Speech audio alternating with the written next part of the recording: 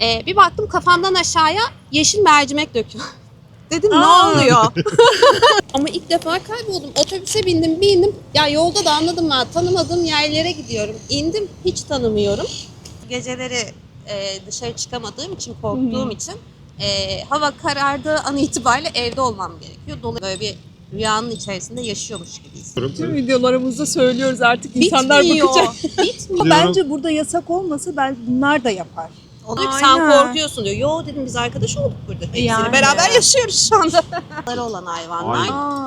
Dolayısıyla buraya getirilmişler. Özel bakımla bakılıyor. Peçete de var. Peçeteye sevinirim. Ne yapıyoruz? Piknik mi yapıyoruz? Evet. Türk usulü. Türk usulü piknik. Şu ayakkabını Değişik. Neşet Baba'nın lafı aklıma geliyor sürekli ya. Şu yüksek müsaadenizle ceketimi çıkartabilir miyim diyordu ya. Aynen. Ayakkabımı çıkartabilir miyim? Şunu koyalım. Abi, Şunu da kamerayı da meyve şuraya tuzlu. koyayım. Tamam. Tam Şimdi böyle Yasemin Hanım kurabiyemsi. daha erken gelecekti. Başıma kayboldu. Nasıl oldu? 25 gün sonra ilk defa bak girmediğim delik kalmadı diyebilirim. Ama ilk defa kayboldum. Otobüse bindim. Ya yolda da anladım ha. Tanımadığım yerlere gidiyorum. İndim hiç tanımıyorum. Ondan sonra size konum attım. İşte dedim ben neredeyim? Ondan sonra Uber'e bindim. Tekrar buraya geri geldim En yani. azından mesafeler yakın bari. Yakın. Ama şunu öğrendik. Bir tane daha Rosedal varmış. Evet o parke Çakabuku dedikleri tarafta. Evet işte onu da bugün öğrenmiş oldum. Arkadaşlar, dostlar merhaba. Şimdi tam akşam olmadan kayda başlayayım dedim. Biz bir piknik alanına geldik. Bir misafirimiz var. Türkiye'de İstanbul'dan gelen Yasemin Hanım. Kendisi uzun süredir burada. Uzun süre dediğim yaklaşık 1 ay oldu burada. Biz ara ara görüşüyoruz kendisiyle. Bir video yapalım dedik. Buradayken görüşememiştik. Bugüne nasip oldu. Bugün de bir aksilik oldu. Olsun, sıkıntı değil. Yanlış yere gitti. Biraz daha gündüzdü. Güneş falan vardı. Neyse, sıkıntı yok. Merhabalar herkese öncelikle. Merhabalar. Hoş geldiniz bu arada size. Teşekkür ederim. 2 saatlik bir yolculuktan sonra. Saat Güzel oldu oldu ya. ama. 2 saattir yollardayım. Önce otobüse bindim. Orada bir indim kayboldum. Sonra tekrar Uber'e bindim. Uber de burada bir karıştırdı falan böyle. Derken kavuştay. Nasıl geçiyor günler? Valla çok güzel. Ben çok geziyorum. Ben çok uykusuzum. Uyumadan Evet, çünkü geceleri dışarı çıkamadığım için, korktuğum için hava karardığı an itibariyle evde olmam gerekiyor. Dolayısıyla bugün de mesela sabah 6'da uyandım yine. Her gün erken kalkıyorum. Burası çok büyük bir ülke.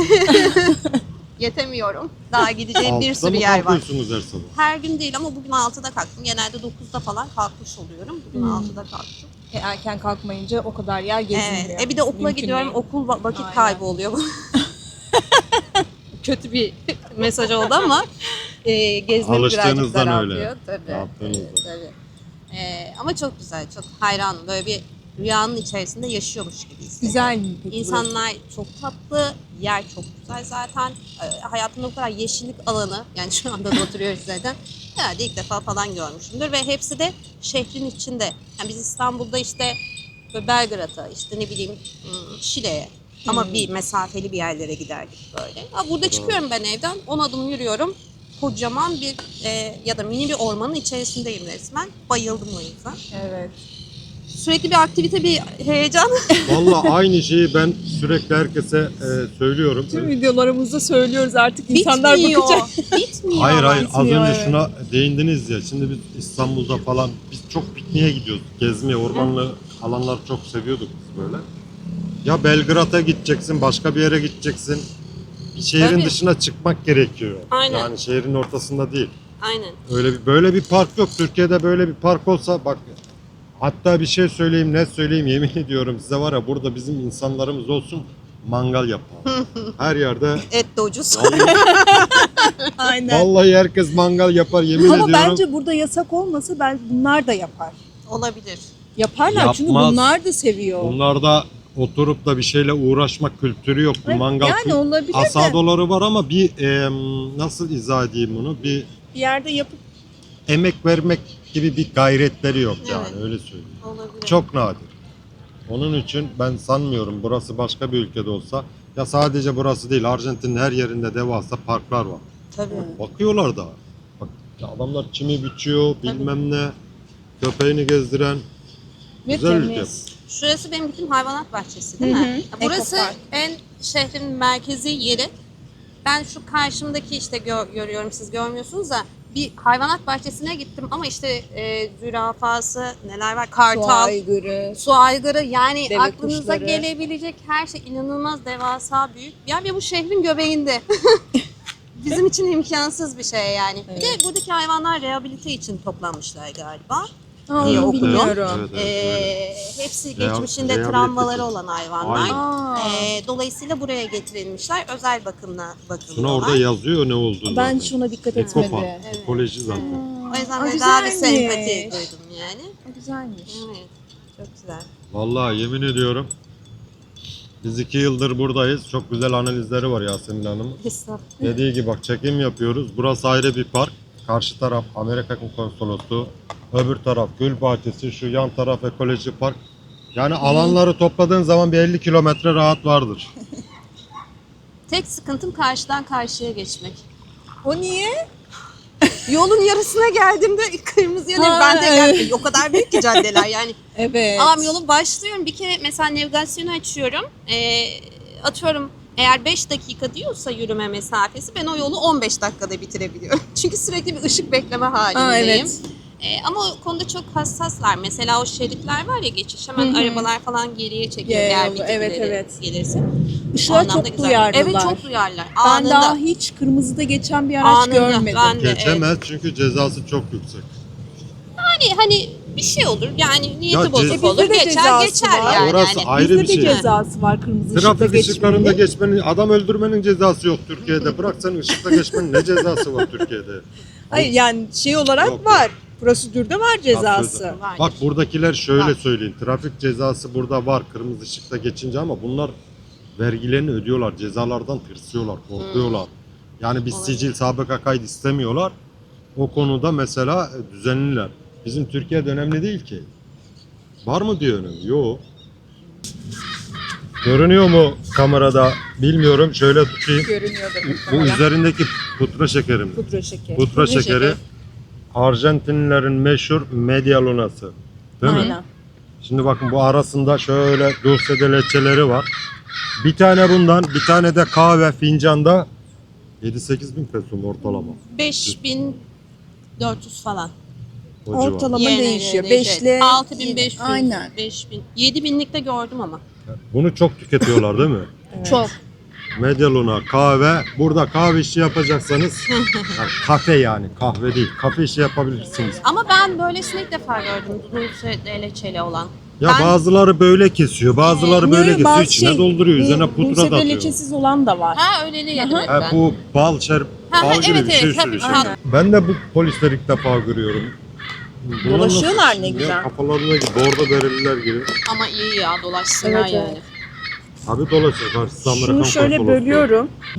Fobi derecesinde ama buraya geldim.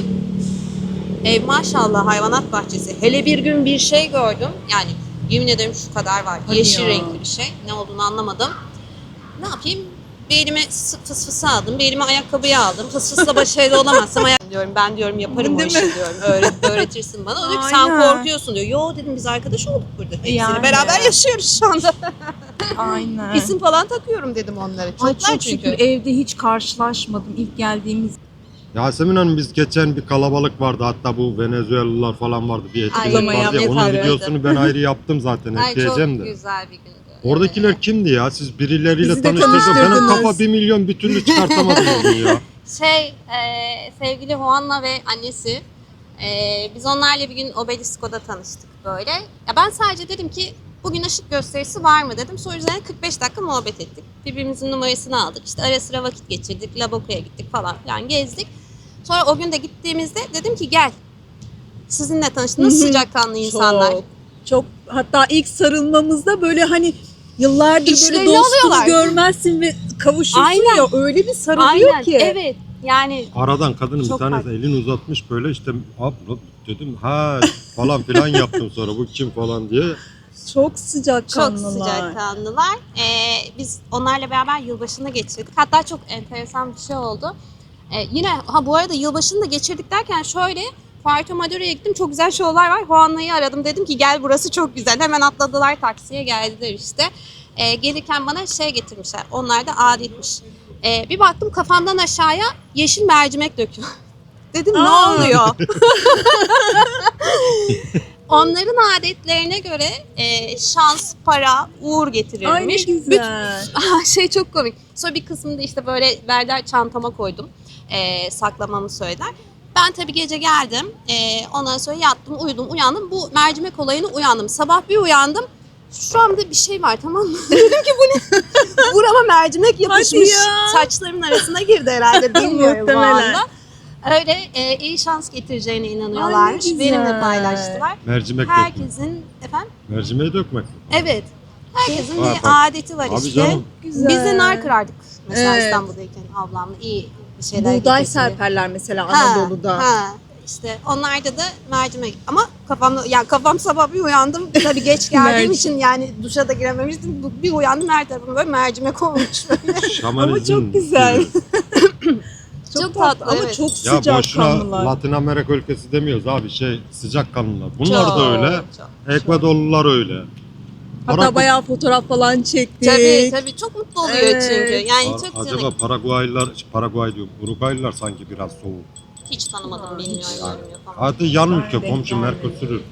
Ben şey yaşıyorum. Mesela yolda bir sürü insanla tanışıyorum. Tabii ki kırık konuşmamdan benim buralı olmadığımı hemen anlıyorlar. Diyorlar ki nerelisin? Diyorum ki işte Türk'üm, İstanbul falan filan. Zaten herkes bir bayılıyor. Dün Evet. mesela bir Florida Caddesi'nde bir dericiye girdim. İshak Bey diye birisiyle tanıştım. Ermeni O da olabilir. işte ismini olabilir, ben de öyle düşündüm. Gelmiş Türkiye'ye 2 defa daha öncesinde. Türk olduğumu Ermeni o söylediğim anda zaten hemen bayılıyorlar. Bir de biz şey davranırız ya. Sanki evine gelmiş misafir gibi davranıyor burada Ya herkes bunlar bana. da çok misafirperver Evet. aslında. çok Hem yani çok tuhaf. yardımseverler Evet. hem de gerçekten şeyler böyle yadırgamıyorlar ve ırkçılıkları yok. Yok, evet. Hele Türklere karşı hiç yok. Ben şeyde yine başka bir şey. 31 Aralık'ta işte sabahleyin burada işte Feliz Cumpleaños doğum günü mutlu olsun yazan tacımla dolaşıyorum. Yasak Elma'daki yıldız gibi bütün markete falan öyle gidiyorum. Yolda insanlar bana bakıyor, çok hoşuma gidiyor. Ondan sonra o gün de yan komşuda şey sıkıntısı vardı. Evde kalmış, çilingir çağırmış falan. Benden camdan cama konuşuyoruz. Apartman görevlisinin telefon numarasını istedi. O sırada tacımı gördü. Aradan bir saat geçti. Kapı çaldı. Bir baktım elinde bir tane çiçek, bir tane tatlı kutusu böyle. Doğum günümü Aa, kutlamak ne için güzel. geldi. Ki tanımıyor. Tanımıyorum, ilk defa görüyorum. Yani Yani. sırf o tacımdan dolayı benim orada yalnız yaşadığımı görüyor. Benim perde hep açık zaten. Öyle kutlamaya geldi. o yüzden mesela. çok tatlı. çok tatlılar, Biz yapmayız evet. ki. Yani bizim kızlara Yani gönderdim. evet, tanımadığımız Evet. bir insanın tepkisinden çekiniriz ilk önce Aynen. Ay, mesela ama Maşallah onlar... çok güzel şeylerle karşılaşıyorum. Evet, evet. Yani hep böyle çok güzel garip grup yerlere de girdim bu arada. Güvenlik. Benim en büyük korkum olan şey güvenlik. Allah'a şükürler olsun. Tabii ki dikkatli yaşıyorum. Yani telefonum elimde, çantam her zaman elimde, bilmem ne falan filan, sürekli bir etrafı gözlüyorum ama çok şükür bir şey Tek yaşamadım. başınıza da rahat rahat Tabii. dolaşabiliyorsunuz. Her gün dolaşıyorum ya. Her gün dolaşıyorum. Şeye hala gelemedim. Bir kere yılbaşında çıktım akşam. Yani akşam hala çıkamıyorum. Ona Ya güvenemiyorum. akşam biz de mesela akşam çok yürüyüşe çıkıyoruz. Özellikle bu Ama havalar Ben İki gece kişisiniz. bir Evet. iki buraları çok geziyorum. Ben Allah büyük Ama konuşmayayım da. tek çıkılır mı? Ben şahsen tek başıma deneyimlemedim. Palermo'ya gelinebilir bence. Benim olduğum bölgeye de gidilebilir. Evet, Gidilir, orası da gidilir. çok O kadar- merkezi. o kadar Tabii. Gece 24 saat polis de var şu var. Tabii sürekli dolaşıyor. Birçok ülkeye göre Arjantin çok güvenilir Evet. oldu artık yani. Yani hani Büyük bir o konuşma. konuyu bir netleştirelim istiyorum. Evet. Çünkü öyle videolar var ki ben gelirken en büyük endişem ben ne yapacağım sınavıma da bahsettim. Ben günlerce her gece kabus gördüm burada. Bize sürekli sordu Yasemin Hanım. Bana çok Güvenlik yardımcı nasıl? oldular. Dolaşabiliyor muyum? Evet, Çünkü En şey de var, korkunç. internette çok şey böyle Çok kötüleri asparagas gösteriyor. haberler çok şey yapıyor. İşte yolda yürürken adamı kaçırıp böbreğini dalan bilmem ne anlıyor işte kaçırır. Vallahi Tam gasp olabiliyordur, vardır ki bu her ülkede var. Barcelona'da işte ben ödüm koptu yolda yürürken. Çünkü orada da cezası yok. ya. Ne olacak burası? Nasıl? Esenyurt mu burası diye. Ha evet, İstanbul'da da öyle mahalleler. Ben Dolapdere'ye gitmem mesela. Niye gireyim? Yani kimse kusura Tamam, bakmasın buranın- ama ya belli bir adı var ya, ben Abi tek bir başıma Türkiye'de giremem. atıyorum, Türkiye'yi bildiğimiz için, karalamak için söylemiyoruz. Kıyaslamak için söylüyoruz. Ülkemiz Yani. cennet. Onda 2 daha 4 de. Türkiye'de 10 tane tehlikeli mahalle varsa burada şu an bu bölgelerde bir tane var. Yani Buranın biraz da özenli tehlikeli olmak bölgeleri var Bir ama tane orayla işte. da zaten işimiz yok. Niye gidelim? Girip de video çekenler var. Ben de Var, gidip çekeceğim evet. o tehlikeli mahalle Var dedikleri. yani. Merak ediyorum. Beni mi kesecekler, biçecekler mi? Hay Bunun Allah. videosunu yapacağım. 31. cadde diye bir cadde var oraya. Ha duydum Evet, onu. Tiro'da. Villa 31 mi diyorlar Ha. öyle bir şey. Barı 31 var. Gideceksin oraya, çekeceğim. Göreceğim bakalım ne kadar tehlikeli. Biz Gazi Mahallesi'ni biliyoruz. Yaşadık. Evet. Esenyurt, Bağcılar hepsini biliyoruz. Değil mi? Ay, Tomalar tabii falan. canım yani. Abi canım yani Evet. şimdi Var orada birçok böyle videolar var internette dolaşan. İnsanlar gayet rahat girip, hatta 2 kız vardı. 2 kız orayı dolaşıp video yapmışlardı. Ya görmedim onu. Ay. Minik bir köpeğimiz geldi.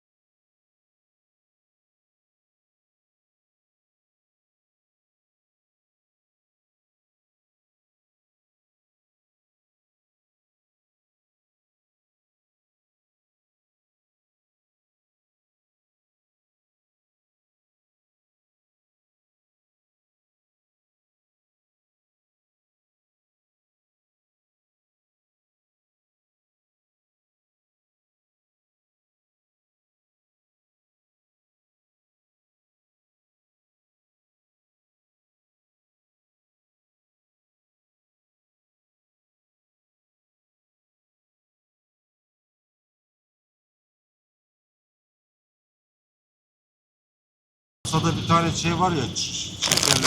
Yasemin Tamam. Hanım. Ben onlara bayılıyorum. Bu Ya bunu Türkiye'deki adı neydi? Mevlana şekeri olabilir mi? Yok değil. Bunu nişastadan yapıyorlar. Nişasta ve yumurta akı diye biliyorum.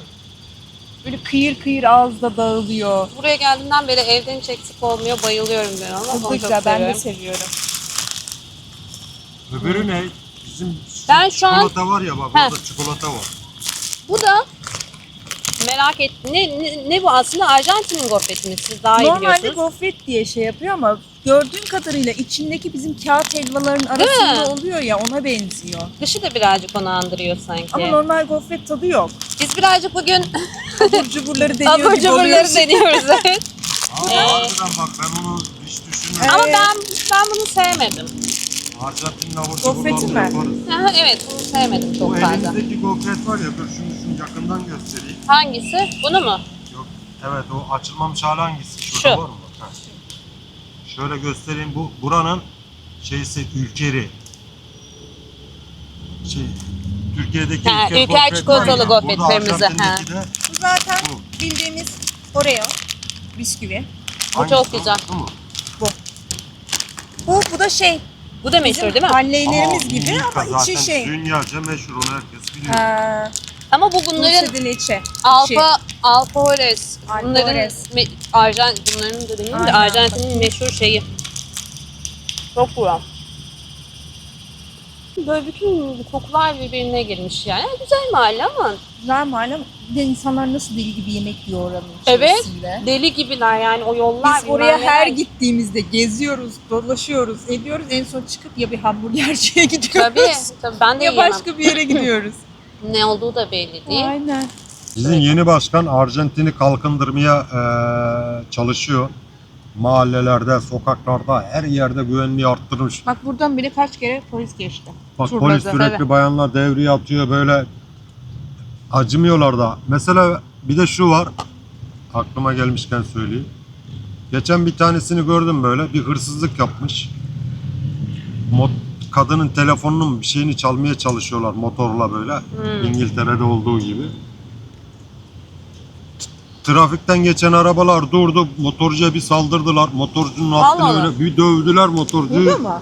Burada mı? Burada Arjantin'de. Aa. Motorcuyu bir dövdüler, sonra polisi çağırdılar. Polis de anında geldi. Bunu kameradan izliyorum böyle. Allah Allah. Çekmişler. Abi eskiden olsa hiç umursamıyorlardı. Hiç takmıyorlar. Ama şimdi Arjantin eskisi gibi değil yani. Çıkın gelin. Gönül rahatlığıyla gelin tatilinizi yapın yani.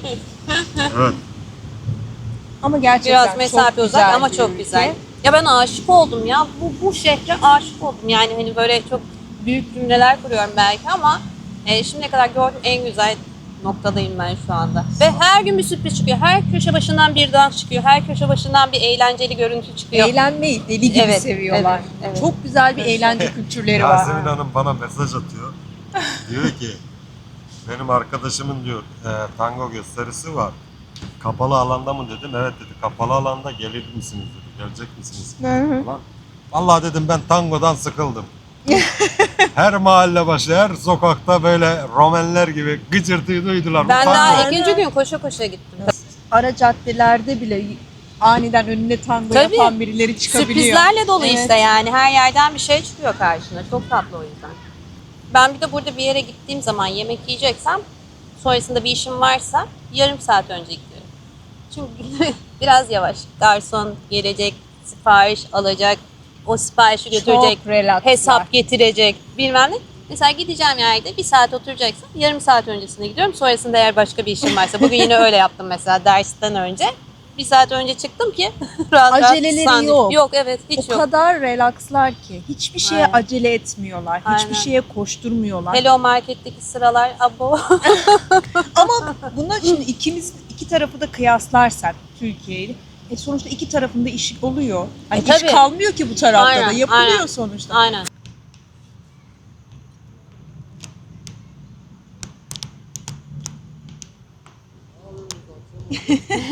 Ama çok keyifli olmadı mı? Akşam muhabbeti harika oldu.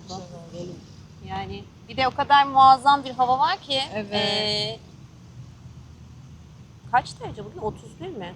Öyle bir şeydi. Şu an kaç 30-31 derece derece. Şu bilmiyorum an da. düşmüştür tabii ama. Çok güzel, hafif serin, Bayağı boğmuyor. aydınlatıyormuş ha.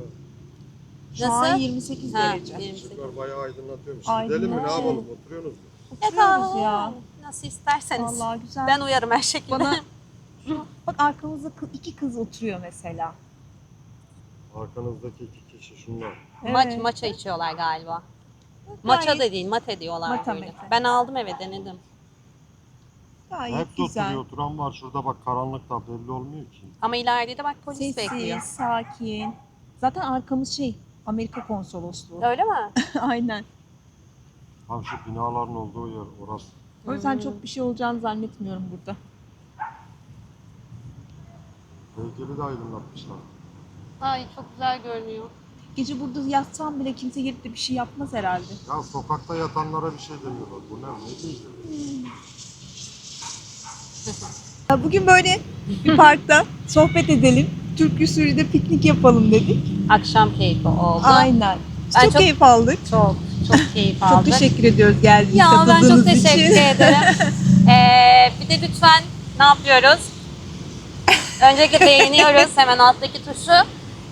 Ve lütfen ne düşünüyorsunuz yazın. Yani belki bilmiyorum hani tek başına seyahat etmek isteyenler vardır. Ben o yorumlara cevap veririm. Murat Bey cevap verir. Sunu Hanım cevap verir. Evet. Aklınıza takılan nereye gidilmesi gerekiyor. Onların hepsini zaten yardımcı oluyorlar. Bana da onlar yardımcı oldular çünkü gelmeden önce.